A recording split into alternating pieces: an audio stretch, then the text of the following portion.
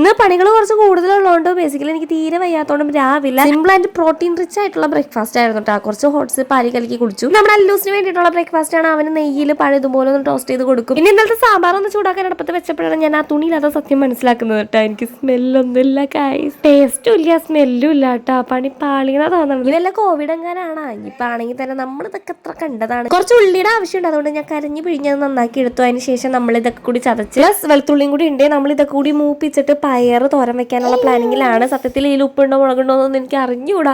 ഉണ്ടാക്കി കഴിഞ്ഞപ്പോഴും ഇതൊന്നും ഇല്ല എന്നാണ് ചേട്ടൻ പറഞ്ഞത്. സാധാരണ പനി പിടിച്ചിട്ടുണ്ടെങ്കിൽ ചുമച്ച് കുറച്ച് ഏതെങ്കിലും മൂലൊക്കെ കേട്ടപ്പോൾ ഇരിപ്പതൊക്കെ തന്നെ ആയിരിക്കും. പക്ഷെ എനിക്ക് പനി പിടിച്ചിട്ടുണ്ടെങ്കിൽ എന്നും ഇല്ലാത്ത പണിയായിരിക്കും അന്നത്തെ ദിവസം കേട്ടാ. സാധാരണ എനിക്ക് ഇത്തരം കറികളൊക്കെ ഉണ്ടാക്കാൻ മടിയാണ്. ഇന്ന് എന്താണെന്ന് അറിഞ്ഞുകൂടാ. സ്പെഷ്യലായിട്ട് പിന്നെയും ഓരോന്നൊക്കെ ഉണ്ടായിക്കൊണ്ടിരിക്കുകയാണ്. സാധാരണ ഞങ്ങൾ രണ്ടുപേരുള്ളൂ ഈ വീട്ടിൽ. വല്ല കഞ്ഞി ചമ്മന്തി ആക്കിയാൽ മതി. പക്ഷേ ഇന്നൊരാവശ്യമില്ലാണ്ട് പിന്നെയും പണി എടുത്തോണ്ടിരിക്കുകയാണ്. തലേ ദിവസം നമ്മൾ ചവിട്ടി സോപ്പ് വെള്ളത്തിൽ കുതിർത്തിയിട്ടുണ്ടായിരുന്നു. കഴുകാനായിട്ട് മറന്നു പോയി. ഇപ്പൊ പിറ്റേ ദിവസം ഇന്നെടുത്തപ്പോൾ ചെറിയൊരു സ്മെല്ല് വന്നിട്ടുണ്ടാവണം. പക്ഷേ സ്മെല്ലുള്ള ഞാൻ പുഷ്പം പോലെ അതൊക്കെ കഴുകാനായിട്ട് എടുത്തിട്ട് ബാക്കി കറികളൊന്നും എനിക്ക് അങ്ങോട്ട് സെറ്റ് ആവുന്നില്ല. വായിക്ക് രുചി തോന്നാത്തോണ്ട് നമ്മുടെ മാവിലെ മാങ്ങ പൊട്ടിച്ചിട്ട് ഒരു ചമ്മന്തി ആക്കാന്ന് വിചാരിച്ചു. ഈ വർഷത്തെ കഞ്ഞി മാങ്ങയാണ്. ആകെ ഒരു കൊല മാങ്ങ ഉണ്ടായിട്ടുള്ളൂ. പിന്നെ അവിടെ ഇവിടെ ആയിട്ട് പൂത്തു തുടങ്ങിയിട്ടുണ്ട്. കുറെ കൊമ്പുകൾ ഈ പ്രാവശ്യം വെട്ടിയിരുന്നു കേട്ടോ. അപ്പൊ അത് കാരണമാണ് മാവ് അങ്ങോട്ട് പൂക്കാത്ത. നമ്മൾ ചടപടേന്ന് ചമ്മന്തി ഉണ്ടാക്കുകയാണ്. ഞാൻ ഈ ചമ്മന്തി ഉണ്ടാക്കുമ്പോൾ എന്റെ മനസ്സിൽ ഭയങ്കര ഒരു പച്ച കളർ ചമ്മന്തി എന്നൊക്കെയാണ് എക്സ്പെക്ട് ചെയ്തത്. പക്ഷെ ഉണ്ടാക്കി വന്നപ്പോൾ ഒരു വെള്ള കളർ ചമ്മന്തിയായി. ചമ്മന്തി ഉണ്ടാക്കിയപ്പോൾ ഇതിലൊരു പ്രതീക്ഷ എനിക്ക് ഉണ്ടായിരുന്നു. കാരണം ചമ്മന്തി കൂട്ടിയിട്ട് കഞ്ഞി കുടിക്കാം എന്നുള്ളത്. പക്ഷെ ഉണ്ടാക്കി കഴിഞ്ഞപ്പോൾ